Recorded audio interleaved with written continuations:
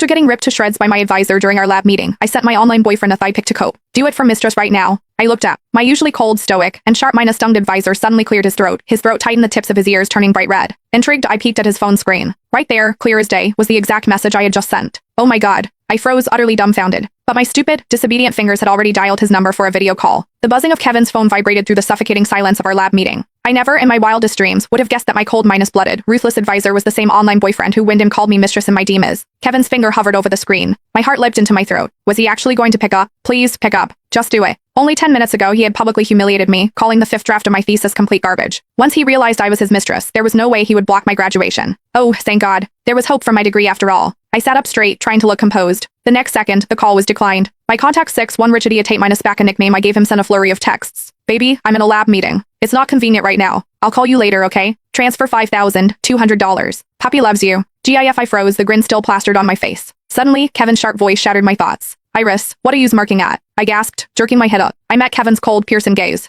He looked absolutely furious, staring at me with zero intention of saving my dignity. When you joined this department, you had no major research experience and barely any academic background. I didn't even want you in my lab. Your counselor practically begged me, saying you were a promising student with raw potential. And look at you now. Your experiments are a disaster, your writing is absolute nonsense. You don't contribute a single word in meetings, and now you're playing on your phone. Do you not want to graduate? Oh no. I was in deep trouble. My chest tightened with panic. The other students held their breath, their eyes darting toward me in unison. Some looked sympathetic, others confused, and a few just seemed relieved it wasn't them. I had always been a straight-A student, sailing through my undergraduate years on a sea of compliments from teachers and admiration from peers. But ever since I started my master's program, I had lost count of how many times Kevin had torn me to pieces over everything from my thesis proposal to my drafts. My face burned with shame. Tears welled in my eyes. But online, he was always so incredibly sweet to me. He would baby me, begging for kisses and telling me how much he adored his mistress. I tried to explain, my voice trembling violently from frustration and nerves. I was just texting my boyfriend.